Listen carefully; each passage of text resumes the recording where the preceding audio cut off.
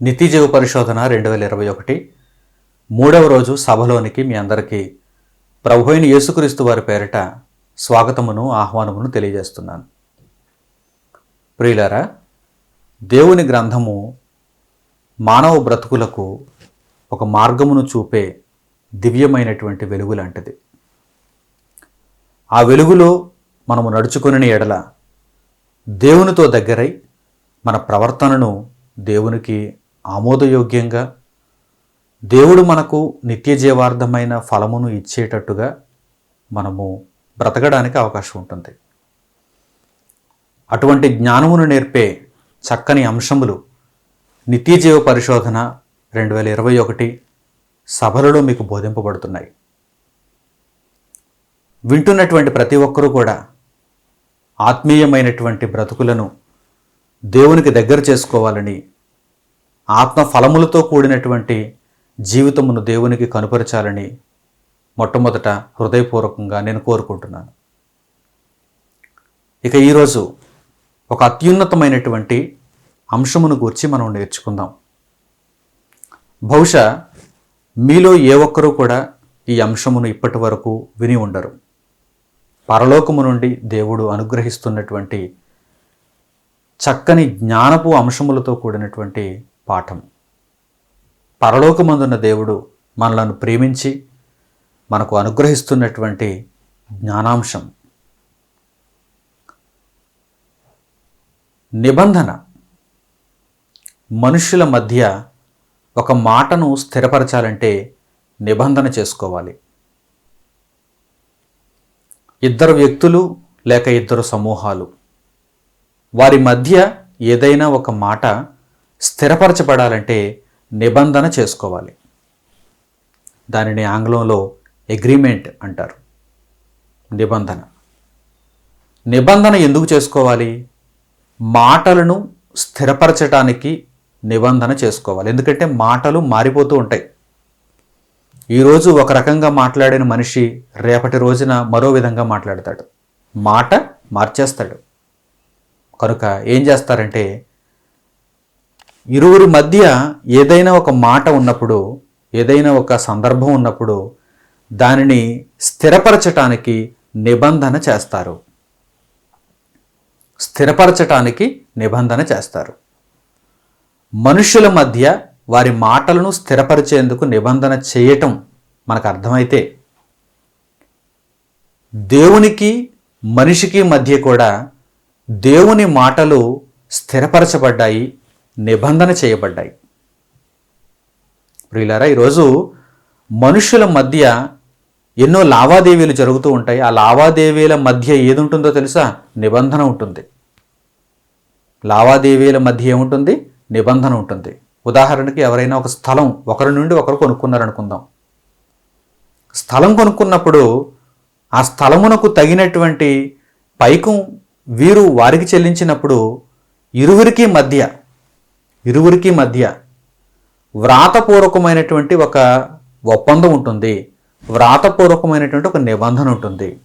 ఎవరైనా వచ్చి ఈ స్థలం ఎవరిది అనగానే వెంటనే నిబంధన చూపిస్తారే తప్ప, మేము వారికి ధనం ఇచ్చామండి, వారు మాకు ఈ స్థలాన్ని అమ్మేశారండి, మాటలలోనే మేము స్థలాన్ని కొనుక్కున్నామండి, అమ్ముకున్నామండి అని చెప్పుకోవటానికి వీలు పడదు. కోర్టు కూడా, ఈరోజు న్యాయస్థానం కూడా ఏమడుగుతుంది? నిబంధన అడుగుతుంది. మీకు మధ్య జరిగినటువంటి అగ్రిమెంట్ కాపీని మాకు సబ్మిట్ చేయండి. మీకు మధ్యలో ఉన్నటువంటి ఆ నిబంధనను మాకు ఇవ్వండి. అప్పుడు మేము దానిని చదివి మీకు న్యాయం తీరుస్తాం అని ఏదైనా ఒక గొడవలో, ఏదైనా ఒక తగాదాలో వారు తీర్పు చెబుతూ ఉంటారు. ప్రియులారా, ఇరువురి మధ్య మాట సరిపోదు. ఇరువురి మధ్య మాట స్థిరపరచబడటానికి నిబంధన అవసరం. ఏదైనా ఒక స్థలాన్ని లీజుకు తీసుకున్నప్పుడు నిబంధన అవసరం, అగ్రిమెంట్ అవసరం. ఏదైనా స్థలాన్ని కొనుక్కున్నప్పుడు నిబంధన అవసరం. ఏదైనా ప్రముఖమైనటువంటి పదవిని చేపడుతున్నప్పుడు మధ్యలో నిబంధన అవసరం. ప్రమాణ స్వీకారం అంటారు దానినే. ఆ పదవిని చేపట్టడానికి ముందు నిబంధన అవసరం. ఏదైనా ఒక ఉద్యోగంలో చేరటానికి ముందు నిబంధన అవసరం, అగ్రిమెంట్ అవసరం, డీడ్ అవసరం. ఇవన్నీ లోకపరముగా మనం ఆలోచన చేసినప్పుడు నిబంధన అంటే ఏంటో మనకు అర్థమవుతుంది. ఒక మాటను, ఒక సందర్భాన్ని, ఒక ఒప్పందాన్ని స్థిరపరచటానికి మధ్యలో వ్రాతపూర్వకంగా చేయబడినదే నిబంధన. వ్రాతపూర్వకంగా ఈరోజు మనుషులు నిబంధనలను కలిగి ఉంటున్నారు. దేవునికి మనిషికి మధ్య కూడా నిబంధన ఉంటుంది.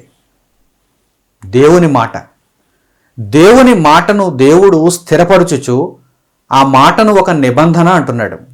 అగ్రిమెంట్, డీడ్ అని ఆయన తెలియజేస్తున్నాడు. ప్రియులారా, ఈ విషయాన్ని గూర్చి దేవుని గ్రంథములో ఈరోజు సమూలంగా దేవుని కృపను బట్టి మనం నేర్చుకుందాం. కనుక 50 మంది ప్రజలు జాగ్రత్తగా ఈ మాటలను ఆలోచిస్తారని ప్రభు పేర నేను కోరుకుంటున్నాను. ఈ భూమి మీద మొదటి మనిషి అయినటువంటి ఆదాము హవ్వలతో దేవుడు ఒక నిబంధన చేశాడు. మన ఆది తండ్రి, శారీరకంగా భూమి మీద మన మొదటి తండ్రి ఆదాము. ఆదాము హవ్వ స్త్రీ పురుషులు, మొదటి పురుషుడు మొదటి స్త్రీ ఆదాము హవ్వ. వీరికి దేవుడు ఒక నిబంధన ఇచ్చాడు. ఒక నిబంధన వారితో చేశాడు. దేవుని మాట వీరిరువురికి దేవునికి మధ్య స్థిరపరచబడింది. దానిని దేవుడు నిబంధన అంటున్నాడు. ఇంతకీ దేవుడు ఆదాముతో హవ్వతో ఏ నిబంధన చేశాడో మొట్టమొదట దైవ గ్రంథం నుండి మనం ఆలోచన చేద్దాం. పరిశుద్ధ గ్రంథంలో ఆదికాండము 2వ అధ్యాయము 16-17 వచనాలను చూడండి. మొదటి పుస్తకమైన ఆదికాండము 2వ అధ్యాయము 16-17 వచనాలు.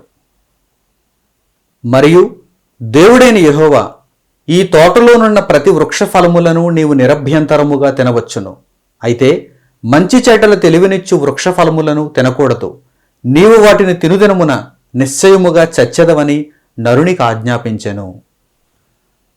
దేవుడు మొదటి మనిషి అయినటువంటి ఆదాముతో చేసినటువంటి నిబంధన ఈ మాటలలో మనకు కనిపిస్తుంది. ఆదికాండము 2వ అధ్యాయము 16-17 వచనాలలో దేవుడు మొదటి మనిషి అయిన ఆదాము, అతనికి సాటి అయిన సహాయముగా ఇవ్వబడిన హవ్వలతో చేసినటువంటి నిబంధన కనిపిస్తుంది. ఈ నిబంధన ఏమని తెలియజేస్తుంది? దేవుని మాట, నరునికి దేవునికి మధ్య ఒక నిబంధన చేయబడింది. దేవుని మాట అక్కడ ఏమని కనిపిస్తుందో చూడండి. దేవుడు నరునికి ఆజ్ఞ ఇచ్చినట్టుగా ఆ ఆజ్ఞలో నీవు ఈ తోటలోనున్నటువంటి ప్రతి వృక్షఫలమును నిరభ్యంతరంగా తినవచ్చు, కానీ మంచి చెడ్డలు తెలివినిచ్చు వృక్షఫలాన్ని నీవు తినకూడదు అని దేవుడు ఆదాముకు, అతనికి సాటి అయిన సహాయముగా ఇవ్వబడిన హవ్వకు ఆజ్ఞాపించినట్టుగా ఆ నిబంధన తెలియజేస్తుంది. నిబంధన అంటాడు దేవుడు దానిని. నిబంధన. నిబంధనను ఏం చేయాలి? ఇరువురు పాటించాలి. నిబంధనను ఇరువురు పాటించాలి. ఉదాహరణకి స్థలం కొనుక్కున్నవారు, స్థలం అమ్ముకున్న వారికి మధ్య ఏం జరిగింది? ఒప్పందం జరిగింది, అగ్రిమెంట్ జరిగింది. ఇద్దరికి మధ్య ఒక పత్రం ఉంది, రిజిస్ట్రేషన్ తాలూకు ఒక పత్రం ఉంది. ఈ పత్రంలో వ్రాయబడిన మేరకు ఆ యొక్క విధి విధానాలను ఇరువురు పాటించాలి. ఇరువురు పాటించాలి, అప్పుడే దానికి విలువ ఉంటుంది. రిజిస్టర్ ఆఫీస్ ఎందుకుందండి? రిజిస్టర్ ఆఫీస్ ఎందుకుంది? ఇలాంటి గొడవలు ఏమీ రాకుండా అమ్మిన వారు ఆ పైకం తీసుకుని వెళ్ళిపోవటానికి, కొనుక్కున్నవారు ఆ పైకం ఇచ్చేసి స్థలాన్ని తీసుకోవటానికి, ఇక వీరి మధ్య ఎటువంటి తగాదాలు ఉండకుండా ఉండు నిమిత్తము మధ్యలో ఒక రిజిస్ట్రేషన్ కాగితం ఉంది, నిబంధన ఉంది, ఒప్పందం ఉంది. అంటే దానికి చాలా విలువ ఉంది. దానిని అతిక్రమించిన వారు శిక్షార్హులు. స్థలమును అమ్మినవాడు మరలా ఈ స్థలం నాదంటూ వచ్చేసాడు అనుకోండి, లేదంటే నీ డబ్బు నీకు ఇచ్చేస్తాను, నా స్థలం నాకు ఇచ్చే అనుకుంటూ తర్వాత రేటు పెరిగిన తర్వాత వచ్చేసాడు అనుకోండి, అప్పుడు ఊరుకుంటారా? ఊరుకోరు. ఎందుకంటే మన ఇద్దరికి మధ్య ఏం జరిగింది? ఒప్పందం జరిగింది, డీడ్ జరిగింది, రిజిస్ట్రేషన్లో ఒప్పందం జరిగిపోయింది. కనుక నీవు ఏమాత్రం అలా మాట మార్చడానికి వీలు లేదు. మన ఇద్దరి మధ్య ఉన్నటువంటి మాటలనే మనం ఏం చేసాం? స్థిరపరుచుకున్నాం, ఒక ఒప్పందం రూపంలో వ్రాసుకున్నాం. దీనినే నిబంధన అంటారు. నిబంధన అంటారు. దేవునికి మొదటి మనిషి అయిన ఆదాముకు మధ్యలో నిబంధన జరిగింది. ఏంటి ఆ నిబంధన? దేవుని ఆజ్ఞ బయలుదేరింది. ఆ ఆజ్ఞ, తోట మధ్యన ఉన్నటువంటి చెట్టు వృక్ష ఫలములను నీవు తినకూడదు, మంచి చెడ్డలు తెలివినిచ్చు వృక్ష ఫలములను నీవు తినకూడదు అని దేవుడు నరునికి ఆజ్ఞాపించినట్టుగా ఆ నిబంధన పేర్కొంటుంది. కానీ తర్వాత ఏం జరిగింది? అపవాది వచ్చింది, కుయుక్తి కలిగిన మాటలను చెప్పింది. ముందు హవ్వ మోసపరచబడింది, తర్వాత ఆదాము కూడా మోసపరచబడ్డాడు. అంటే ఏం జరిగిందన్నమాట? నిబంధనకు విలువ లేకుండా పోయింది. దేవుని మాట నరునికి ఆజ్ఞాపించబడినప్పుడు, దానిని దేవుడు స్థిరీకరించినప్పుడు, నిబంధనగా ఆదాముకి ఇచ్చినప్పుడు, ఆదాము దానిని మీరుట వలన ఆ నిబంధనకు విలువ లేకుండా పోయింది. కనుక దేవుడు నిబంధనను అతిక్రమించిన ఆదామును హవ్వను శపించాడు, శిక్షకు లోను చేశాడు. అదే ఆదికాండములో మనకు కనిపిస్తుంది. ఆదికాండం 3వ అధ్యాయంలో మనకేం కనిపిస్తుంది? నిబంధనను మీరిన వారు శిక్షను పొందుతున్నారు, శాపమును పొందుతున్నారు. సర్పము దగ్గర నుండి, హవ్వ దగ్గర నుండి ఆదాము వరకు వీరంతా దేవుని యొక్క శాపమును ఎందుకు పొందారంటే వారు నిబంధనను మీరిపోయారు, నిబంధనను అతిక్రమించారు. ఇప్పుడు మీకు ఒక చక్కని మాటను పరిచయం చేస్తాను. ఆదాముకు దేవుడు ఇచ్చినది నిబంధన అంటారా అని ఒకవేళ మీరు నన్ను అడిగితే, ఆదాము నిబంధన మీరినట్టుగా మీరు ఈ మాటలను బట్టి చెప్పగలుగుతున్నారా అని మీరు నన్ను అడిగితే, ఒక చక్కని ఆధారాన్ని మీకు చూపిస్తాను. ప్రవక్త అయినటువంటి హోషేయ రాసినటువంటి పుస్తకాన్ని చూడండి. హోషేయ గ్రంథము 6వ అధ్యాయము 7వ వచనం. హోషేయ గ్రంథము 6వ అధ్యాయము 7వ వచనం. ఆదాము నిబంధన మీరినట్లు వారు నా ఎడల విశ్వాసఘాతకులై నా నిబంధనను మీరియున్నారు. ఇక్కడ ఇశ్రాయేలీయులను గూర్చి దేవుడు ప్రస్తావిస్తూ, ఇశ్రాయేలీయులు నా నిబంధనను ఎలా మీరిపోయారంటే, ఒకనాడు ఆదాము నా నిబంధనను మీరినట్లుగా వీరు కూడా నా నిబంధనను మీరియున్నారు అంటున్నాడు, అతిక్రమించారు అంటున్నాడు. ప్రియులారా, అంటే ఆదాముకు దేవుడు ఇచ్చినది ఏంటన్నమాట? నిబంధన. ఆదాముతో దేవుడు చేసినదేంటన్నమాట? నిబంధన. ఆదాముకు దేవునికి మధ్యలో ఒక మాట, ఆ మాట స్థిరపరచబడింది, ఆ మాట నిబంధనగా కనిపిస్తుంది. ఆ నిబంధనను ఆదాము మీరిపోయాడు. ఆదాము దానిని మీరుట వలన శిక్షను అనుభవించాడు, శాపమును అనుభవించాడు. ప్రియులారా, ఈ మాటలు, ఈ సందర్భాలు మీకు జాగ్రత్తగా అర్థం కావాలి. లోకపరముగా కూడా ఏదైనా నిబంధన మనకు మరొకరికి మధ్య జరిగినప్పుడు దానికి మనం గౌరవం ఇస్తున్నాం, దానిని మనం మీరడానికి వీలు లేదు. దానిని మీరితే కోర్టులో కేసు వేస్తారు, శిక్షను అనుభవించాలి. కనుక దాని ఎడల జాగ్రత్త కలిగి ఉండాలి. లోకములో మనుషుల మధ్య జరిగినటువంటి ఒప్పందాలకు, నిబంధనలకు ఎంత విలువ ఉన్నప్పుడు, దేవునితో జరిగినటువంటి ఒప్పందానికి, దేవునితో జరిగినటువంటి నిబంధనకు చాలా విలువ ఉండాలి. అందుకే దానిని మీరినప్పుడు దేవుడు మనుష్యులను విడిచిపెట్టడం లేదు, మనుష్యులను దేవుడు శిక్షిస్తున్నాడు. ప్రియులారా, దేవుడు నోవహుతో నిబంధన చేశాడు, దేవుడు అబ్రహాముతో నిబంధన చేశాడు. అబ్రహాము కుమారుడైనటువంటి ఇస్సాకు, ఇస్సాకు కుమారుడైనటువంటి యాకోబు గర్భము నుండి వచ్చినటువంటి 12 మంది గోత్రికులు ఇశ్రాయేలీయులు, వారితోనూ నిబంధన చేశాడు. దేవుడు ఎవరితో అయితే నిబంధన చేశాడో వారు ఆ నిబంధనను పాటించినప్పుడు, ఆ నిబంధనకు కట్టుబడి ఉన్నప్పుడు దేవుడు వారిని ఆశీర్వదించాడు, క్షేమంగా చూశాడు. నోవహు ఉన్నాడు. నోవహు దేవుని యొక్క నిబంధనను పాటించాడు, దేవుని యొక్క నిబంధనకు కట్టుబడి ఉన్నాడు. కనుక ఒక విపత్తు కాలంలో, ఒక ఆపదలో దేవుడు నోవహును తన కుటుంబమును కాపాడాడు, రక్షించాడు. అబ్రహాము దేవుని యొక్క నిబంధనను గౌరవించాడు. అబ్రహాము దేవుని యొక్క నిబంధనను పాటించాడు, దేవుని నిబంధనకు లోబడ్డాడు. కనుక దేవుడు అబ్రహామును దీవించాడు, దేవుడు అబ్రహామును ఆశీర్వదించాడు.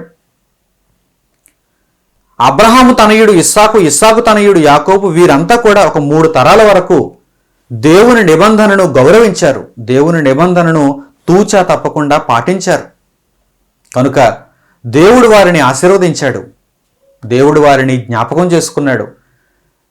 దేవునితో మనుషులకు మధ్య జరిగినటువంటి ఒప్పందాల విషయంలో, నిబంధన విషయంలో ఏ మనిషి అయితే దేవుని నిబంధనను గౌరవిస్తాడో, ఏ మనిషి అయితే దేవుని యొక్క నిబంధనను పాటిస్తాడో, లోబడతాడో, ఆ మనిషిని దేవుడు ఆశీర్వదిస్తాడు.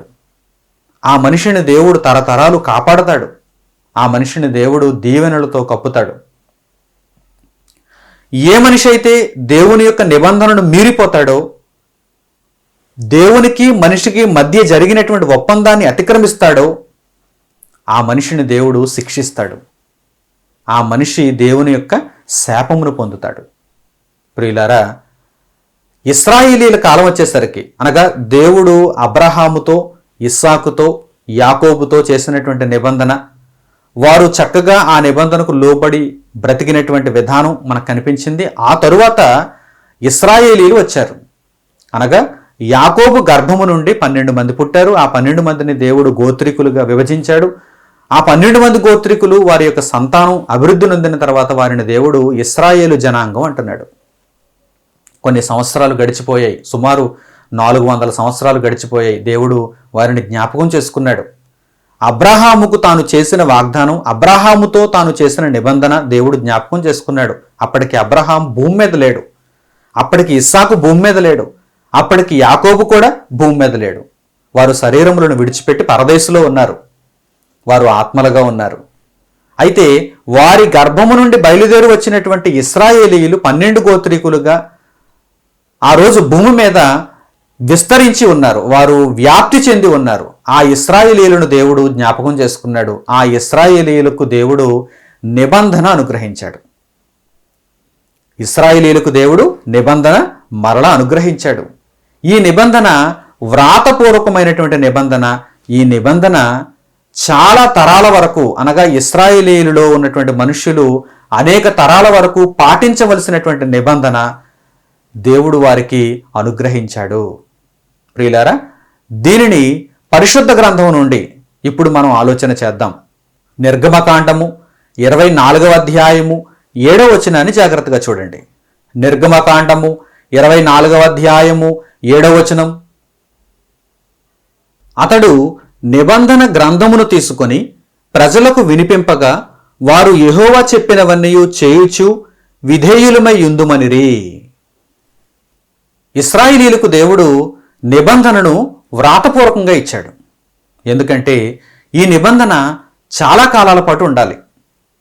దేవుని సంకల్పమును బట్టి ఈ నిబంధన చాలా కాలముల పాటు చెక్కు చెదరకుండా ఉండాలి. ఈ నిబంధన ఒక స్థిరమైనటువంటి నిబంధనగా ఉండాలి. ఇశ్రాయేలీయులకు దేవునికి మధ్య, ఇశ్రాయేలీయులు అనేటువంటి వారు భూమి మీద ఉన్నంత కాలం ఇశ్రాయేలీయులకు దేవునికి మధ్య చెరుగని ఒక స్థిరమైన నిబంధనగా ఉండాలి. అందుకే దేవుడు దీనిని వ్రాయించి ఇచ్చాడు, వ్రాతపూర్వకంగా ఇచ్చాడు.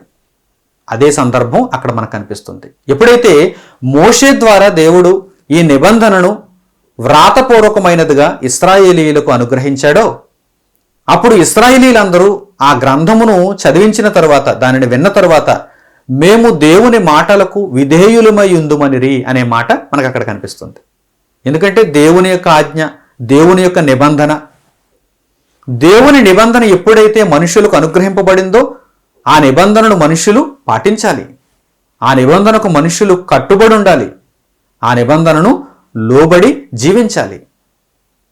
ప్రియులారా, ఇశ్రాయేలీయుల విషయంలో దేవుడు ఒక సుదీర్ఘమైనటువంటి నిబంధనను వ్రాతపూర్వకంగా వారికిచ్చి వారు దానిని పాటించాలి అన్నట్టుగా దేవుడు వారికి దయచేశాడు.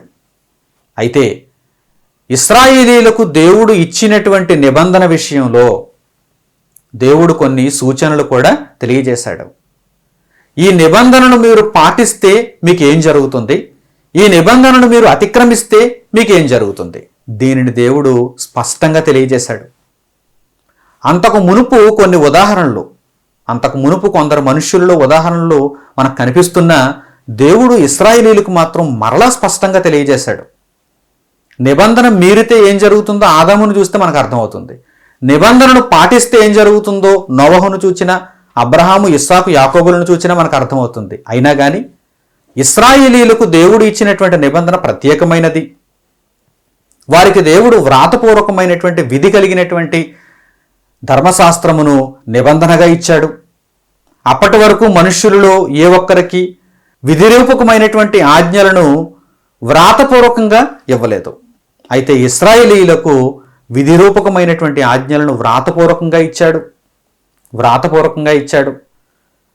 కనుక దీనికి ఒక ప్రత్యేకత ఉంది. ఇశ్రాయేలీయులకు దేవుడు ఇచ్చినటువంటి నిబంధనకు ఒక ప్రత్యేకత ఉంది. అంతకు మునుపు దేవుడు మనుషులతో నిబంధన చేశాడు. ఆదాముతో చేశాడు, ఆదాము హవ్వలతో చేశాడు, నోవహుతో చేశాడు, అబ్రహాముతో చేశాడు, అబ్రహాము గర్భమును పుట్టినటువంటి ఇస్సాకు యాకోబులతో చేశాడు. అయితే ఇశ్రాయేలీయులకు వచ్చేసరికి ఒక మనిషితో కాదు, 2-3 మనుషులతో కాదు, ఒక జాతితో, ఒక జనాంగంతో. యాకోబు గర్భాన పుట్టినటువంటి 12 మంది గోత్రికులు, వారి నుండి వచ్చినటువంటి సంతానములు, వారందరితో దేవుడు ఒకే నిబంధన చేశాడు. రూబేనీయుల, షిమ్యోనీయుల, గాదీయుల, దానీయుల, నఫ్తాలీయుల, ఇస్సాకారీయుల, ఎవరైనా కానీ వీరందరినీ ఉద్దేశిస్తూ దేవుడు ఒకే నిబంధన చేశాడు. దానినే ధర్మశాస్త్రము అని పిలిచారు. ధర్మశాస్త్రము, దేవుని ధర్మశాస్త్రము. ఈ విధముగా వ్రాతపూర్వకమైనటువంటి నిబంధన ప్రజలలోనికి అందుబాటులోనికి వచ్చింది. మోషే ఒక గొప్ప నాయకత్వమును వహించి ఇశ్రాయేలీయులకు దేవుని యొక్క ఆజ్ఞలు కలిగినటువంటి నిబంధనను వ్రాతపూర్వకంగా ఇశ్రాయేలీయుల దగ్గరకు తీసుకుని వచ్చాడు.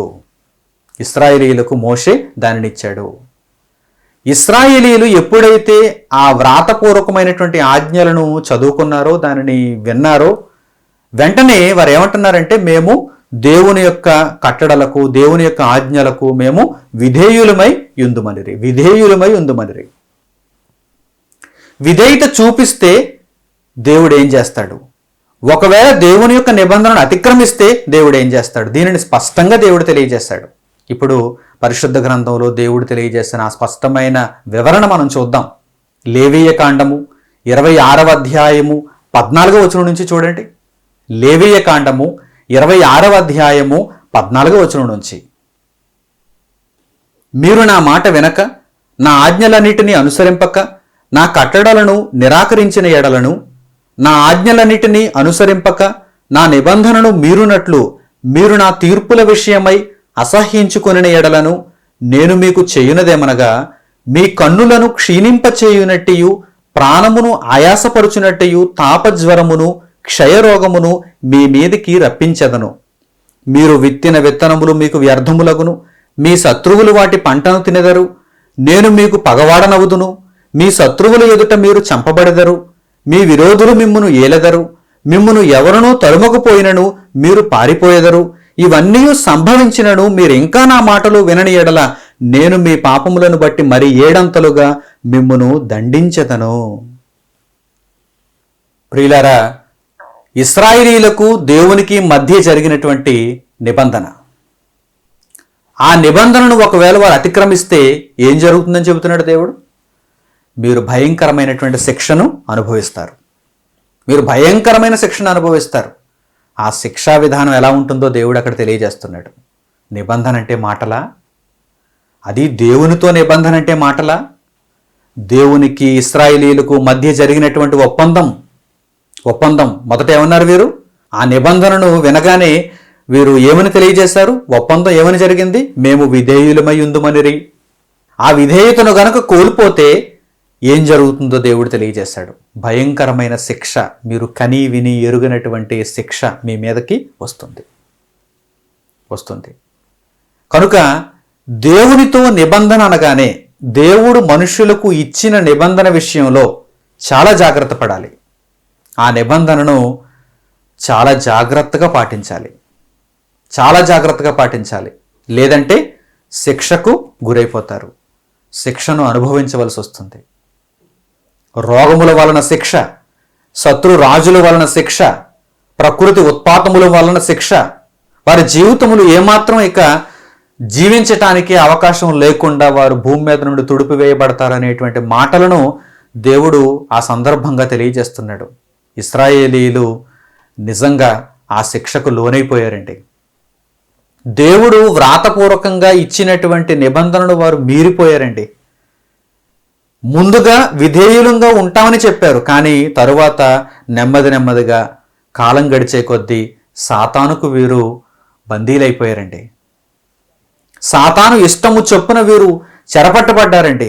లోకములో దేవుని కొరకు బ్రతకవలసినది పోయి తమ ఇష్టమును తాము నెరవేర్చుకుంటూ చుట్టూ ఉన్నటువంటి దేశ ప్రజలతో వారు సాంగత్యం చేసి దేవుని యొక్క ధర్మ విధులను పక్కన పెట్టేశారు.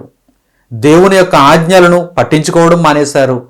వారికి దేవునికి మధ్య జరిగినటువంటి నిబంధనను నీరుగార్చేశారు. కనుక దేవుడు చెప్పినవన్నీ వారికి అక్షరాల వారి మీదకు వచ్చేసాయి. రోగం వారి మీదకు వచ్చేసింది. ప్రకృతి పెను ప్రమాదాలు వారి మీదకు వచ్చేసాయి. శత్రురాజులు వారి మీదకి దండెత్తొచ్చేశారు. వారు వారి దేశంలో నివసించకుండా చెర తీసుకుని పోబడ్డారు.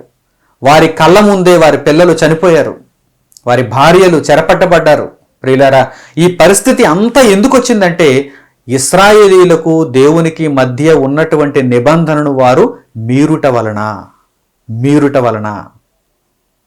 మరో చక్కని వాక్య భాగంలో కూడా దేవుడు ఈ సంగతిని తెలియజేస్తున్నాడు. ద్వితీయోపదేశకాండము 29వ అధ్యాయము 22వ వచనం నుంచి చూడండి. ద్వితీయోపదేశకాండము 29వ అధ్యాయము 22వ వచనం నుంచి. కాబట్టి మీ తరువాత పుట్టు మీ సంతతి వారును, దూరదేశము నుండి వచ్చి పరదేశులను, సమస్త జనములను, ఆ దేశము యొక్క తెగుళ్లను, యెహోవా దాని మీదకి రప్పించిన సంకటములను చూచి వారు యెహోవా తన కోపోద్రేకము చేత నశింపజేసిన సొదొమ గొమొర్రా ఆత్మా సెబోయీముల వలె ఆ సమస్త దేశమును గంధకము చేతను ఉప్పు చేతను చెడిపోయి వెత్తబడకయు దానిలో ఏదయు పుట్టకయు దానిలో ఏ కూరయు మొలవకయు ఉండుట చూచి యెహోవా దేని బట్టి ఈ దేశమును ఇట్లు చేసెనో ఈ మహా కోపాగ్నికి హేతువేమో అని చెప్పుకొందరు. మరియు వారు వారి పితరుల దేవుడైన యెహోవా ఐగుప్తు దేశములో నుండి వారిని రప్పించిన తరువాత ఆయన తమతో చేసిన నిబంధనను వారు నిరాకరించి తామెరుగని అన్య దేవతలను, ఆయన వారికి నియమింపని దేవతలను పూజించి వాటికి నమస్కరించిరి. గనుక ఈ గ్రంథములో వ్రాయబడిన శాపములన్నిటినీ ఈ దేశము మీదకి తెప్పించుటకు దాని మీద యెహోవా కోపము రవులుకొనెను. యెహోవా తన కోపోద్రేకము చేతను అత్యుగ్రత చేతను తమ దేశములో నుండి వారిని పెళ్లగించి నేడున్నట్లుగా వారిని వెళ్ళగొట్టి పరదేశము పాలు చేశాను. రహస్యములు మన దేవుడైన యెహోవాకు చెందును. అయితే మనము ఈ ధర్మశాస్త్ర వాక్యములన్నిటిని అనుసరించి నడుచుకున్నట్లు బయలుపరచబడినవి ఎల్లప్పుడూ మనవియు మన సంతతి వారివియు నగునని చెప్పుదురు.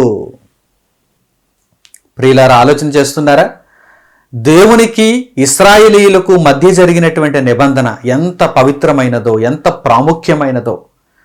భవిష్యత్తు తరాలలో ఒకవేళ నిజంగా ఇశ్రాయేలీయులు నిబంధనను మీరితే, నిబంధనను అతిక్రమిస్తే వారి మీదకి ఈ శిక్ష అంతా వచ్చేటప్పుడు, ఈ శాపములన్నీ వారి మీదకి దిగిపోతున్నప్పుడు ఆ తరాలలో ఉన్నటువంటి వారు ఒకవేళ దేవుని యొక్క మహోద్రేకం ఈ విధంగా మన మీదకి వస్తుందేంటి అని వారు అడిగితే మీరు వారికి విషయం చెప్పాలి.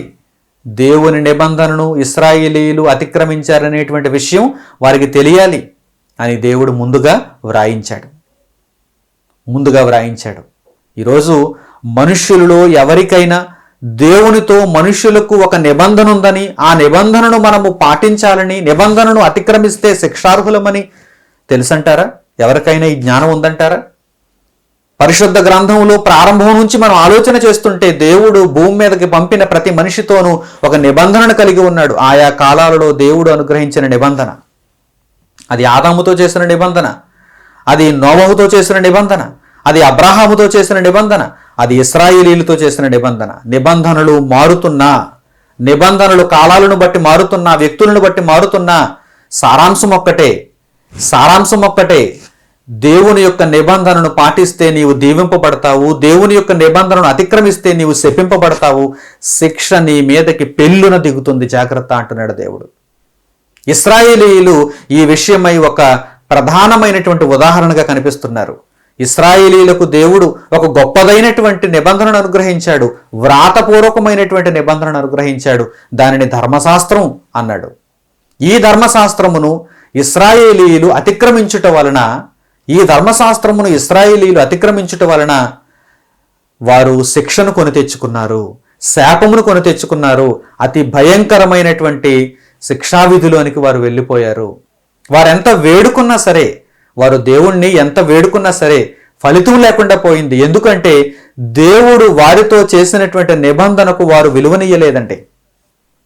ఆ నిబంధనకు అంత విలువనియ్యాలా? దేవుడు మనతో చేసినటువంటి నిబంధనకు అంత విలువనియ్యాలా? అవునండి, అవునండి. ఎందుకంటే ఆయన పరలోకమందున్న తండ్రి, ఆయన భూమి మీద ఉన్నటువంటి మనుషులకు పోషకుడు, భూమి మీద ఉన్న మనుషులను పుట్టించినవాడు ఆయనే. కనుక మనుషులతో ఆయన ఏదైనా ఒక నిబంధన చేశాడంటే ఆ నిబంధనకు మనుషులు లోబడి ఉండాల్సిందే, ఆ నిబంధన ప్రకారము మనుషులు జీవించాల్సిందే. లేని పక్షంలో ఆ మనుషుల మీదకి శిక్ష వస్తుంది, శాపం వస్తుంది. దీనికి ఒక మంచి ఉదాహరణ, ఒక చక్కని ఉదాహరణ ఇశ్రాయేలీయుల యొక్క పాఠం, ఇశ్రాయేలీయుల యొక్క వృత్తాంతం. అందుకే దేవుడు దీనిని అంతటిని భవిష్యత్తు తరాల కొరకు గ్రంథస్థం చేయించాడు. ఒక చరిత్రగా ఈరోజు మనకు దేవుడు నేర్పిస్తున్నాడు. ఆయన నిబంధన ఎంత పవిత్రమైనదో, ఆయన నిబంధనకు ఎవరైతే మనుషులు నియమింపబడ్డారో ఆ మనుషులు ఆ నిబంధనను ఎంత గొప్పగా పాటించాలని దేవుడు తెలియజేస్తున్నాడో ఈ మాటల ద్వారా మీకు అర్థమవుతుందా? ప్రియులారా, జాగ్రత్తగా మీరు ఆలోచన చేయండి. పరిశుద్ధ గ్రంథంలో దేవుని మాటలలో నిబంధనకు ఎంత విలువ ఉందో, ఎంత ప్రాముఖ్యత ఉందో దేవుడు తెలియజేస్తున్నాడండి. ఒక్కసారి నిబంధనకు మనము ఒప్పందం అయ్యామంటే ఆ నిబంధనకు మనం కట్టుబడి ఉండాలి. జీవితాంతం దేవునిని ఘనపరుస్తూ, దేవునిని మహిమపరుస్తూ, దేవుడు మనతో చేసినటువంటి నిబంధన, దేవుడు మనకు ఇచ్చినటువంటి నిబంధన మనము చక్కగా పాటించేవారముగా ఉండాలని దేవుడు తెలియజేస్తున్నాడు. పాటిస్తే దీవెనలే కదా, పాటిస్తే ఆశీర్వాదాలే కదా. పాటించకపోతేనే శిక్ష, పాటించకపోతేనే శాపం, అతిక్రమిస్తేనే దేవుని యొక్క ఉగ్రత. దానిని కొని తెచ్చుకుంటారు మనుషులలో అనేక మంది. కొంతమంది మాత్రమే దేవుని యొక్క దీవెనకు పాత్రులవుతున్నారు. ఇశ్రాయేలీయుల విషయంలో రాయబడిన మరొక చక్కని సందర్భం కీర్తనల గ్రంథము 78వ అధ్యాయంలో రాయబడింది. కీర్తనల గ్రంథము 78వ అధ్యాయము 32వ వచనం నుంచి చూడండి. కీర్తనల గ్రంథము 78వ అధ్యాయము 32వ వచనం నుంచి, ఇంత జరిగినను వారు ఇంకనూ పాపము చేయొచ్చు, ఆయన ఆశ్చర్య కార్యములను బట్టి ఆయనను నమ్ముకొనకపోయేరి. కాబట్టి ఆయన వారి దినములు ఊపిరి వలె గడిచిపోజేసెను, వారి సంవత్సరములు అకస్మాత్తుగా గడిచిపోజేసెను. వారిని ఆయన సంహరించినప్పుడు వారు ఆయనను వెదకిరి. వారు తిరిగి హృదయపూర్వకముగా దేవుని బతిమాలుకొనిరి. దేవుడు తమకు ఆశ్రయదుర్గమనియు మహోన్నతుడైన దేవుడు తమకు విమోచకుడనియు వారు జ్ఞాపకము చేసుకొనిరి. ఆయనను వారి హృదయము ఆయన ఎడల స్థిరముగా నుండలేదు. ఆయన నిబంధనను వారు నమ్మకముగా గైకొనలేదు. నోటి మాటతో వారు ఆయనను ముఖస్తుతి చేసిరి, తమ నాలుకలతో ఆయన యొద్ద బొంకిరి. అయితే ఆయన వాత్సల్య సంపూర్ణుడై వారిని నశింపచేయక వారి దోషము పరిహరించువాడు. తన ఉగ్రతను ఏమాత్రము రేపుకొనక పలుమారు కోపము అణుచుకొనువాడు. కాగా వారు కేవలము శరీరులై ఉన్నారనియు విసరి వెళ్లి మరలి రాని గాలివలేనున్నారనియు ఆయన జ్ఞాపకము చేసుకొనెను. అరణ్యమున వారు ఆయన మీద ఎన్ని మారులో తిరుగుబడిరి, ఎడారి యందు ఆయనను ఎన్ని మారులో దుఃఖపెట్టిరి. మాటి మాటికి వారు దేవుని శోధించిరి, మాటి మాటికి ఇశ్రాయేలు పరిశుద్ధ దేవునికి సంతాపము కలిగించిరి. ప్రియమైనటువంటి జనులారా, ఆలోచన చేయండి.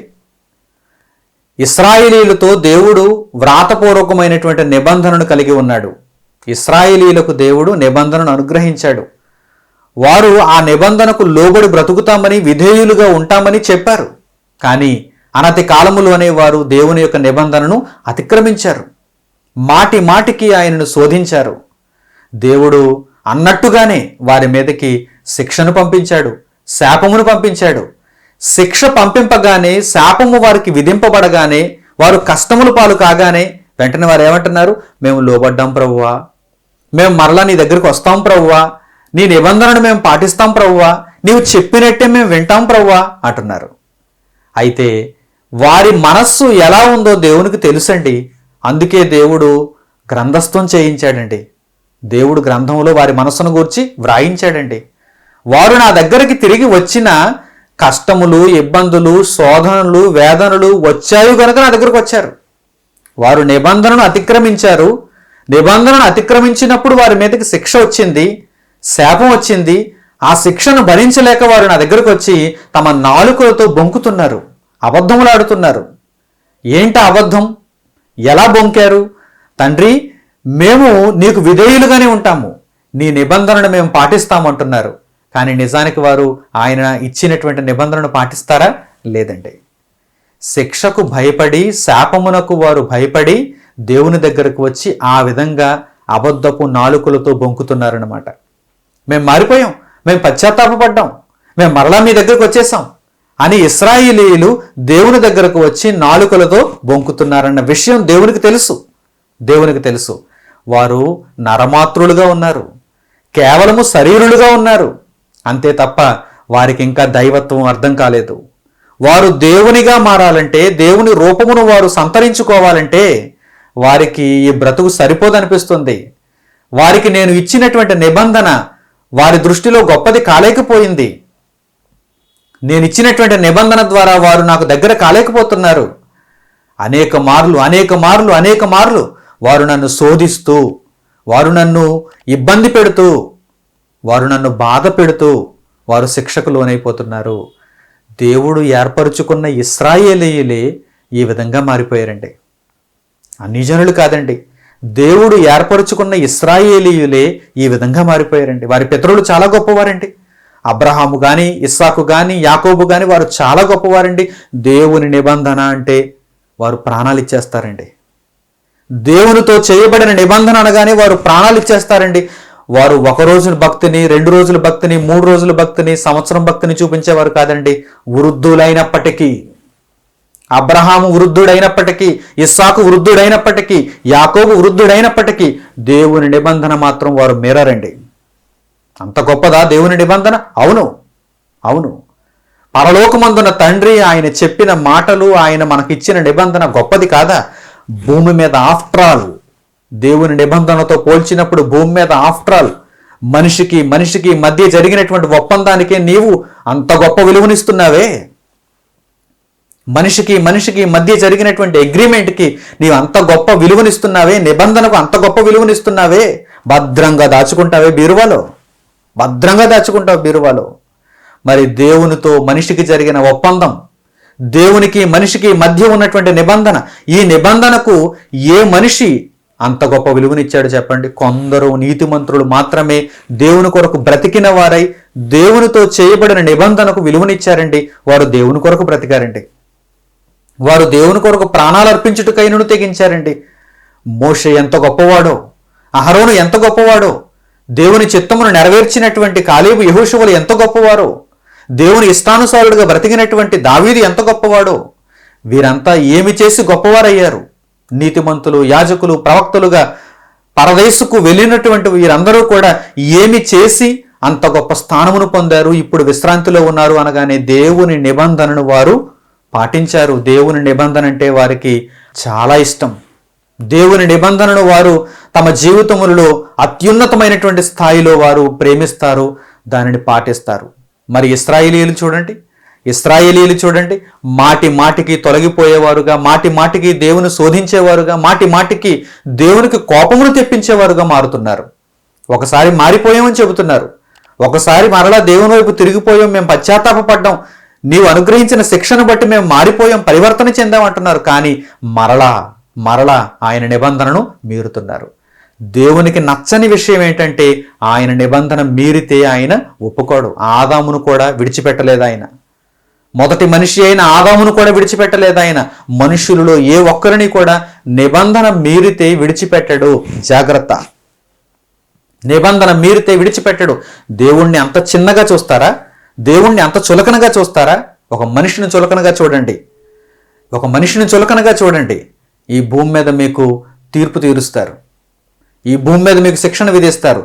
దేవుణ్ణి గనుక ఒకవేళ మీరు చులకనగా చూస్తే దేవుడు శిక్ష విధిస్తాడు, దేవుడు తీర్పు తీరుస్తాడు. ప్రియులారా, ఈ విషయంలో మనుషులందరూ కూడా జాగ్రత్తను కలిగి ఉండాలి. దేవునితో మనుషులకు జరిగినటువంటి నిబంధన ఏమిటో తెలుసుకొని ఆ నిబంధనకు అనుసరించి తమ బ్రతుకులను ఆ నిబంధనకు అనుకూలంగా మలుచుకోవాలి. లేదంటే శిక్షకు పాత్రులవ్వక తప్పదు. మొదటి మనిషి అయిన ఆదాముతో దేవుడు చేసిన నిబంధనను మీరు చూశారు. ఆ తర్వాత నోవహుతో చేశాడు, అబ్రహాముతో చేశాడు, ఇస్సాకు యాకోబులతో చేశాడు, ఇశ్రాయేలీయులతో చేశాడు. దీనిని అంతటినీ మీరు నేర్చుకున్నారు. అయితే దేవుడు నిబంధన విషయంలో అనేకమైన మార్పులు చేస్తూ వచ్చాడు కదా. ఆదాముతో ఆయన చేసిన నిబంధన ఒక రకమైనదైతే, అబ్రహాముతో ఆయన చేసిన నిబంధన మరొక రకమైనదైతే, ఇశ్రాయేలీయులతో ఆయన వ్రాతపూర్వకమైనటువంటి నిబంధననిచ్చి మరొక అద్భుతమైనటువంటి నిబంధన చేశాడు. అయితే ఇశ్రాయేలీయుల తరువాత దేవుడు ఒక శాశ్వతమైనటువంటి పరిష్కారాన్ని నిబంధనకు ఇవ్వబోతున్నాడు. ఒక శాశ్వతమైన పరిష్కారం. ఎందుకంటే నిబంధనను మీరినటువంటి ఇశ్రాయేలీయులను చూస్తే దేవుడు తన సంకల్పమందు ఒక శాశ్వతమైన పరిష్కారాన్ని వ్రాశాడు. అదేమిటంటే క్రొత్త నిబంధన. ఇశ్రాయేలీయులకు నేను ఒక నిబంధనను వ్రాతపూర్వకంగా మోషే ద్వారా ఎలాగైతే ఇచ్చానో, ఇశ్రాయేలీయుల తరువాత సర్వలోకానికి కూడా, ఇప్పుడు ఇశ్రాయేలీయులని, యూదులని, గ్రీసు దేశస్థులని ఇటువంటి ప్రత్యేకతలు ఏమీ లేవు. సర్వ మానవాళికి, సర్వలోకమునకు ఇప్పుడు నేను ఒక నిబంధనను ఇవ్వాలనుకుంటున్నాను అంటున్నాడు దేవుడు. ఇశ్రాయేలీయులకు దేవుడు నిబంధన ఇచ్చి ఇశ్రాయేలీయుల నిబంధనను మీరిన తరువాత దేవుడు తీసుకున్నటువంటి నిర్ణయం ఇది. దేవుడు వెల్లడి చేసినటువంటి నిర్ణయం ఇది. ఆయన సంకల్పమును బట్టి ఆయన వెల్లడి చేసిన నిర్ణయం ఇది. ఆయన ఏమంటున్నాడు?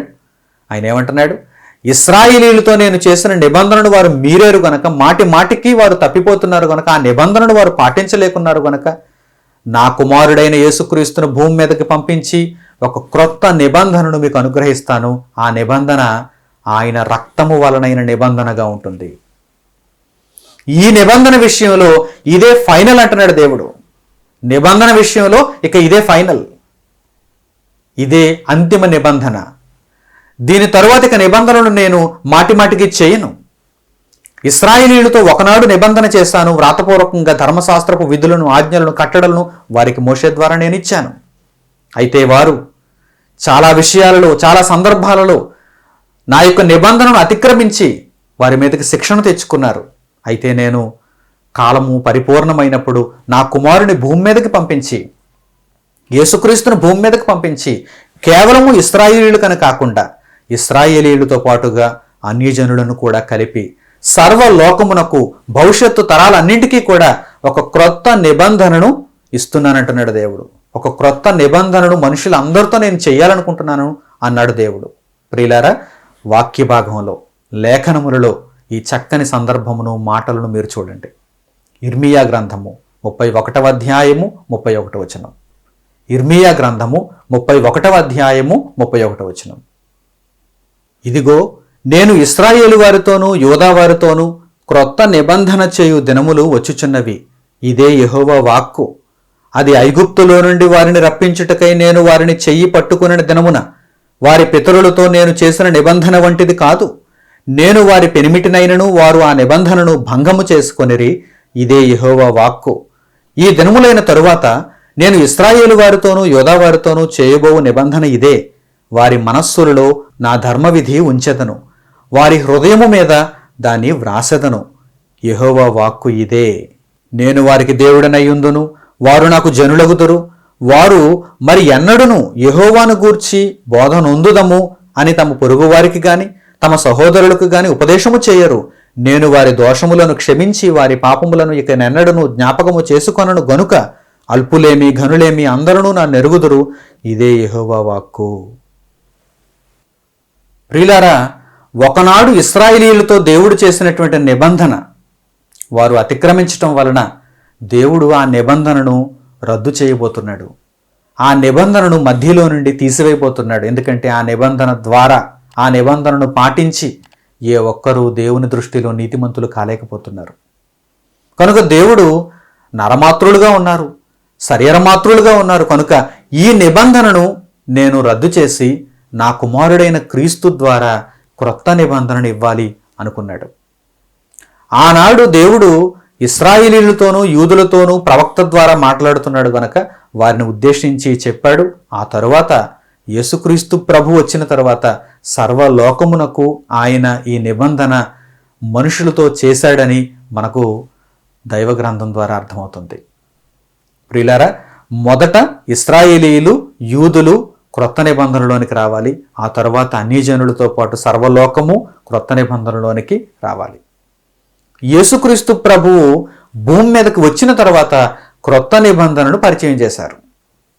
అంటే దేవుడు మనుషులతో చేయబోయేటువంటి నిబంధన యేసుక్రీస్తు ప్రభువు ద్వారా పరిచయం చేయబడింది. ఒకనాడు ఇశ్రాయేలీయులతో దేవుడు చేసిన నిబంధన మోషే ద్వారా పరిచయం చేయబడింది. జాగ్రత్తగా మీరు గమనించాలి. అందుకే దేవుడు ఇర్మియా ప్రవక్త ద్వారా పురాతనమైన దినములలోనే ఏమని తెలియజేస్తున్నాడు? నేను ఇశ్రాయేలు వారితోనూ యూదా వారితోనూ క్రొత్త నిబంధన చేయు దినములు వచ్చుచున్నవి, భవిష్యత్తులో వచ్చుచున్నవి.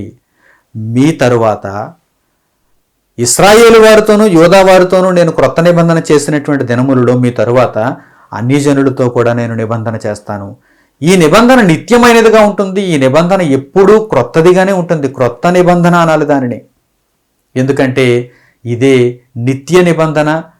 ఈ నిబంధన తర్వాత ఇక ఏ నిబంధన దేవుడు ఎవరితోనూ చేయాలనుకోలేదు. ఆఖరి నిబంధన, నిత్య నిబంధన, నూతన నిబంధన.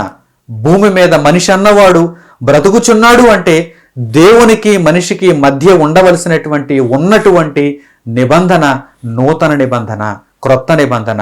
ఈ క్రొత్త నిబంధన ఎవరి ద్వారా పరిచయం చేయబడింది? యేసుక్రీస్తు ప్రభువు ద్వారా. పాత నిబంధన అనగా ధర్మశాస్త్రం ఇశ్రాయేలీయులకు మాత్రమే. అది ఎవరి ద్వారా పరిచయం చేయబడింది? మోషే ద్వారా. అప్పుడు ఒక జంతు బలి, ఏదైనా ఒక ఎద్దు కానీ, లేకపోతే కోడె కానీ, లేకపోతే మేక కానీ, లేక పొట్టేలు కానీ, గొర్రెపిల్ల కానీ వాటిని వధించినప్పుడు, దహన బలిగా వాటిని వధించినప్పుడు వాటి రక్తమును ప్రోక్షించి నిబంధనను స్థిరపరిచారు. ఇప్పుడైతే యేసుక్రీస్తు ప్రభు తన సొంత రక్తమును చిందించి నిబంధనను స్థిరపరిచారు. ఆ నిబంధనకు ఈ నిబంధనకు ఎంత వ్యత్యాసం ఉందో చూడండి. ఒకనాడు మోషే ద్వారా ఇశ్రాయేలీయులకు అనుగ్రహింపబడినటువంటి ధర్మశాస్త్రము మధ్యలో నుండి తీసివేయబడినటువంటి మొదటి నిబంధన లేక పాత నిబంధన, దానికి ఇప్పుడు దేవుడు సర్వలోకముతో యేసుక్రీస్తు ప్రభు ద్వారా చేసినటువంటి నూతన నిబంధనకు ఎంత వ్యత్యాసం ఉందో చూడండి. దేవుడు నూతన నిబంధనను నిత్యమైనదిగా చేశాడు. ఇది మధ్యలో మరలా తీసివేసేదిగా ఉండబోతు. దేవుడు నిత్యమైన నిబంధనగా చేశాడు. ఈ నిబంధనను దేవుడు స్థిరపరచటానికి యేసుక్రీస్తు ప్రభు యొక్క రక్తమును దాని మీద ప్రోక్షించాడు. ఇప్పుడు అద్భుతమైన మాట చూడండి. అద్భుతమైన మాట. లూకాసు వార్త 22వ అధ్యాయము 20వ వచనం. లూకాసు వార్త 22వ అధ్యాయము 20వ వచనం. ఆ ప్రకారమే భోజనమైన తరువాత ఆయన గిన్నెయు పట్టుకొని, ఈ గిన్నె మీ కొరకు చిందింపబడుచున్న నా రక్తము వలనైన క్రొత్త నిబంధన. దేవుని కుమారుడైన యేసుక్రీస్తు ప్రభువు ద్వారా క్రొత్త నిబంధన మనుషులకు ఎలా అనుగ్రహింపబడిందో చూడండి. యేసుక్రీస్తు తన స్వంత రక్తమునే చిందించి ఆ రక్తమును క్రొత్త నిబంధన మీద ప్రోక్షించుట వలన క్రొత్త నిబంధన మనుషులకు స్థిరపరచబడింది, నిబంధనగా అనుగ్రహించబడింది. ఇది ఎంత గొప్పదో ఇప్పుడు మీరు ఆలోచన చేయాలి. ఇది ఎంత గొప్పదో! అసలు దేవుని నిబంధన అంటేనే గొప్పది. ఆ దేవుని నిబంధనలన్నింటిలో, అంటే మునుపు ఇవ్వబడినటువంటి నిబంధనలన్నింటికంటే ఆదాముతో చేసిన నిబంధన, నోహుతో చేసిన నిబంధన, అబ్రహాముతో చేసిన నిబంధన, ఇశ్రాయేలీయులతో చేసిన నిబంధన, వీటన్నింటికంటే యేసుక్రీస్తు ప్రభువు ద్వారా లోకమంతటితో దేవుడు చేసిన ఈ నూతన నిబంధన, నిత్యమైన నిబంధన, యేసుక్రీస్తు ప్రభువు యొక్క స్వంత రక్తము చేత ప్రోక్షింపబడిన నిబంధన గనుక ఇది ఎంత ఉన్నతమైనదో చూడండి. ఇది ఎంత గొప్పదో చూడండి. వారంతా పాత నిబంధనలను, ఒకనాడు దేవుడు ఇచ్చినటువంటి స్వల్పమైనటువంటి స్థాయిలో ఉన్నటువంటి నిబంధనలను అతిక్రమించి వారు దోషులైపోయారు, వారు శిక్షార్హులైపోయారు. ఇప్పుడు అత్యున్నతమైనటువంటి స్థాయిలో ఉన్నటువంటి ఈ నిబంధనను, క్రొత్త నిబంధనను, నిత్య నిబంధనను ఎవరైనా అతిక్రమిస్తే అసలు వారు శిక్ష నుండి తప్పించుకోగలరంటారా? ఇక మరలా నిబంధనలు లేవు. ఇక మరలా దేవునికి మనుషులకు మధ్య నిబంధనలు రాబోవు. దేవుడిచ్చిన నిత్య నిబంధన, ఆఖరి నిబంధన, నూతన నిబంధన, యేసుక్రీస్తు రక్తము వలనైన క్రొత్త నిబంధన. ఈ నిబంధనను ప్రతి ఒక్కరూ పాటించవలసిందే. ఈ నిబంధనను ప్రతి ఒక్కరూ అమలు చేయాల్సిందే. ఎవరైతే ఈ నిబంధనను తమ జీవిత కాలమంతా పాటిస్తారో, దీనికి లోబడి జీవిస్తారో వారిదేనండి పరలోకం, వారిదేనండి నిత్యత్వం. వారికి దేవుడు ఆశీర్వాదమును ఆ విధముగా ఇవ్వబోతున్నాడు. ఎవరైతే ఈ నిబంధనను అతిక్రమిస్తారో, ఎవరైతే ఈ నిబంధనను మీరిపోతారో, పట్టించుకోకుండా ఉంటారో, తెలుసుకోకుండా ఉంటారో, వారు తప్పకుండా ఆత్మగా శిక్షకు లోనవుతారు. ఇది దేవుడు మనుషులకు తెలియజేయమన్న ప్రకటన. నిర్ణయం మీదే, నిర్ణయం మీదే. దేవుడు అనుగ్రహించిన క్రొత్త నిబంధనకు మీరు ఎంత గొప్పగా లోబడి ఉండాలో, దానిని మీరు ఎంత గొప్పగా పాటించాలో ఒక్కసారి ఆలోచన చేయండి. అది మన జీవితములలో ఎంత ప్రముఖమైన పాత్రను వహిస్తుందో ఒక్కసారి ఆలోచన చేయండి. ప్రియులారా, దానిని నెరవేర్చుటలో ప్రాణములను సైతము లెక్క చేయకూడదు. నూతన నిబంధనను నెరవేర్చుటలో ప్రాణములను సైతం లెక్క చేయకూడదు. ఎవడైనను తన ప్రాణమును తాను ప్రేమించుకుంటే దానిని పోగొట్టుకుంటాడు. నా నిమిత్తము, సువార్త నిమిత్తము తన ప్రాణమును పోగొట్టుకునేవాడు దానిని దక్కించుకుంటాడు అని యేసుక్రీస్తు ప్రభు అందుకే చెప్పాడండి. ప్రియులారా, నిజంగా ప్రాణములకు తెగించి మీరు నూతన నిబంధనను పాటించే వీరులైతే, దేవుని కొరకు బ్రతికే గొప్పవారైతే, నీతిమంతులైతే మీకు నిత్య జీవం అనుగ్రహింపబడుతుంది. లేదా నాశనానికి వెళ్ళిపోక తప్పదు. అపొస్తలుడైన పౌలు హెబ్రీయులకు రాసినటువంటి పత్రిక 8వ అధ్యాయము 6వ వచనం నుండి 10వ వచనం వరకు ఈ మాటలనే ఆయన ప్రస్తావిస్తున్నారు. అపొస్తలుడైన పౌలు హెబ్రీయులకు రాసిన పత్రిక 8వ అధ్యాయము 6వ వచనం నుంచి జాగ్రత్తగా చూడండి. ఈయన అయితే ఇప్పుడు మరి ఎక్కువైన వాగ్దానములను బట్టి నియమింపబడిన మరి ఎక్కువైన నిబంధనకు మధ్యవర్తి అయి ఉన్నాడు గనుక మరి శ్రేష్టమైన సేవకత్వం పొంది ఉన్నాడు. ఎలయనగా ఆ మొదటి నిబంధన లోపము లేనిదైతే రెండవ దానికి అవకాశముండనేరదు. అయితే ఆయన ఆక్షేపించి వారితో ఎలాగూ చెప్పుచున్నాడు, ప్రభువు ఇట్లనేను, ఇదిగో ఒక కాలము వచ్చుచున్నది, అప్పటిలో ఇశ్రాయేలు ఇంటి వారితోనూ యోధా ఇంటి వారితోనూ నేను క్రొత్త నిబంధన చేయుదును. అది నేను ఐగుప్తు దేశంలో నుండి వీరి పితరులను వెలుపలికి రప్పించుటకై వారిని చెయ్యి పట్టుకుని దినమున వారితో నేను చేసిన నిబంధన వంటిది కాదు.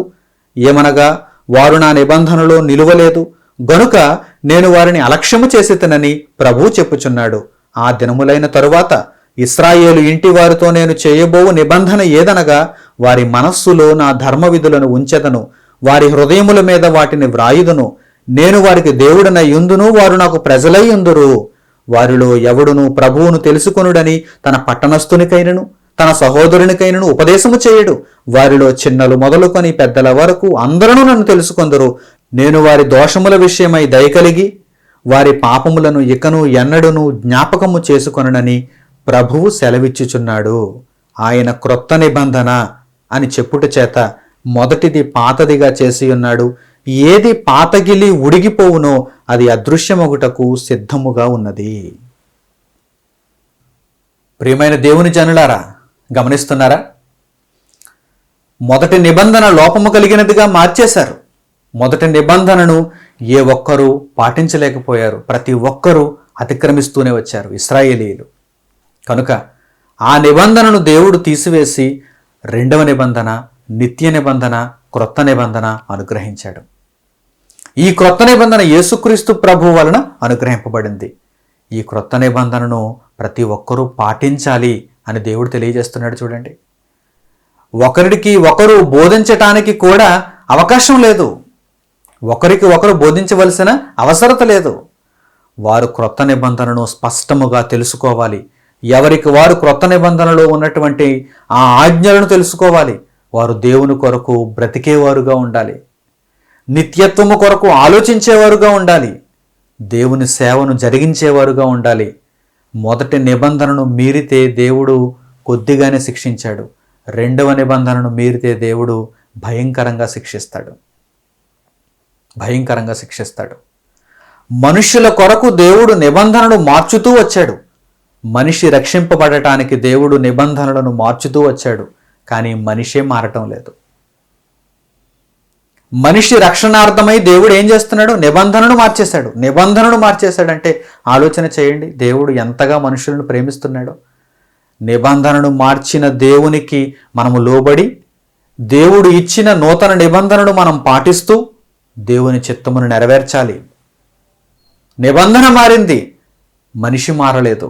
మనిషి యొక్క ప్రవర్తన మారలేదు. ఆనాడు ఇశ్రాయేలీలు అలాగే ఉన్నారు, ఈరోజు లోకపు జనులు కూడా అలాగే ఉన్నారు.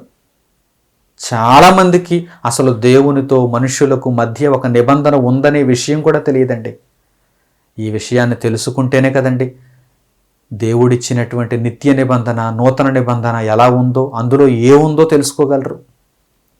ప్రియులారా, ఇది చాలా నిర్దిష్టమైనటువంటి ప్రణాళికతో ఇవ్వబడినటువంటి నిబంధన. ఇది చాలా క్రయధనముతో ఓడ్చినటువంటి నిబంధన. యేసుక్రీస్తు ప్రభువారి యొక్క రక్తం అండి, అది గొర్రెల యొక్క, మేకల యొక్క రక్తముతో ప్రోక్షింపబడినటువంటి ధర్మశాస్త్రము వంటి నిబంధన కాదు. ఇది స్వయంగా దేవుని కుమారుడు శరీరధారి అయి భూమి మీదకి వచ్చి ఆయన చిందించినటువంటి రక్తము ప్రోక్షింపబడినటువంటి నిబంధన. దీనికి ఎంత విలువనివ్వాలి చెప్పండి? ఈ నిబంధనను ఎంత గొప్పగా పాటించాలి చెప్పండి? ఈ నిబంధన ప్రకారం మనిషి జీవించడానికి అనునిత్యం ఎంత గొప్పగా తన బ్రతుకును మలచుకోవాలి చెప్పండి? అదే హెబ్రీలకు రాసిన పత్రికలో 12వ అధ్యాయంలో పౌలు గారు ఏమంటున్నారు తెలుసా? ఒకవేళ నిబంధనను మీరితే, నూతన నిబంధనను, నిత్య నిబంధనను మీరు మీరితే అసలు మీరు శిక్ష నుండి తప్పించుకోలేరు అంటున్నాడు ఆయన. శిక్ష నుండి తప్పించుకోలేరు. మరలా పశ్చాత్తాపపడడానికి, మరలా దేవుణ్ణి అడగటానికి వీలు లేకుండా ఉంటుంది. మీరు ఇప్పుడే, ఇదే రక్షణ దినము, ఇదే అనుకూల సమయము, యేసుక్రీస్తు ప్రభువును మీరు వేడుకోండి. మీ పాపములను క్షమించమని వేడుకోండి. ఆయన ద్వారా పాపక్షమాపణ నొంది దేవుని మార్గంలో అడుగు పెట్టండి. ఇప్పుడే అంటున్నాడు పౌలు గారు. లేదంటే నూతన నిబంధనను మీరినట్టుగా దేవునికి అనిపించిందంటే దేవుడు మిమ్మల్ని విడిచిపెట్టడని వ్రాస్తున్న సందర్భాన్ని కూడా ముగింపులో మీరు చూడాలి. హెబ్రీలకు పౌలు గారు రాసిన పత్రిక 12వ అధ్యాయము 22వ వచనం నుంచి. అపోస్తలుడైన పౌలు గారు హెబ్రీలకు రాసిన పత్రిక 12వ అధ్యాయము 22వ వచనం నుండి 25వ వచనం వరకు చూడండి. ఇప్పుడైతే సియోనును కొండకును, జీవము గల దేవుని పట్టణమునకు అనగా పరలోకపు యెరూషలేమునకును, వేవేల కొలది దేవదూతల యొద్దకును, పరలోకమందు వ్రాయబడి ఉన్న జ్యేష్ఠుల సంఘమునకును, వారి మహోత్సవమునకును, అందరి న్యాయాధిపతి అయిన దేవుని యొద్దకును, సంపూర్ణ సిద్ధి పొందిన నీతిమంతుల ఆత్మల యొద్దకును, క్రొత్త నిబంధనకు మధ్యవర్తి అయిన యేసునొద్దకును, హేబెలు కంటే మరి శ్రేష్టముగా పలుకు ప్రోక్షణ రక్తమునకును మీరు వచ్చి ఉన్నారు. మీకు బుద్ధి చెప్పుచున్న వానిని నిరాకరింపకుండానట్లు చూచుకొనుడి. వారు భూమి మీద నుండి బుద్ధి చెప్పిన వారిని నిరాకరించినప్పుడు తప్పించుకొనకపోయిన ఎడల, పరలోకము నుండి బుద్ధి చెప్పుచున్న వానిని విసర్జించు మనము తప్పించుకొనకపోవుట మరి నిశ్చయము గదా. భూమి మీద నిబంధన మీరితే శిక్షార్హులు. ఇక్కడ మీరు శిక్షను తప్పించుకోలేరు. భూమి మీద నిబంధనను మీరితే, మనిషికి మధ్య జరిగినటువంటి నిబంధనను మీరితే శిక్ష నుండి తప్పించుకోలేరు. ఇక్కడ మీకు శిక్ష విధింపబడుతుంది.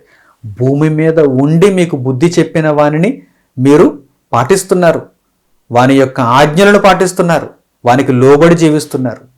భూమి మీద మీరు చేసుకున్న నిబంధనలను మీరు చాలా గొప్పగా అమలు చేస్తున్నారు, వాటికి లోబడి జీవిస్తున్నారు, వాటికి విలువనిస్తున్నారు. పరలోకమందున్న తండ్రి మీతో చేసిన నిబంధన మీరు ఎన్నడైనా తెలుసుకున్నారా? పరమందున్న దేవుడు మీతో చేసిన నిబంధనను పాటించుటకు ఏనాడైనా ఆలోచన చేశారా? అందుకే ఇక్కడ వ్రాయబడింది. పరలోకము నుండి ఆయన బుద్ధి చెప్పుచున్నాడు. భూమి మీద నుండి బుద్ధి చెప్పుచున్న వాని యొక్క మాటలనే మనము శ్రద్ధగా వింటున్నాము, వాటిని పాటిస్తున్నాం కదా. పరలోకము నుండి బుద్ధి చెప్పుచున్నటువంటి దేవుని యొక్క నిబంధనను మనం పాటించకపోతే ఎలా? పరలోకము నుండి బుద్ధి చెప్పుచున్న దేవుని యొక్క ఆజ్ఞలను మనం పాటించకపోతే ఎలా? కనుక ఇప్పటి వరకు మీకు ఈ విషయం తెలియక మీరు పాటించలేకపోతే దేవుడు క్రీస్తు ప్రభువు ద్వారా మిమ్మల్ని క్షమిస్తాడు. కానీ విషయం తెలిసిన తర్వాత కూడా మీరు పాటించకపోతే మీరు శిక్షార్హులవుతారు.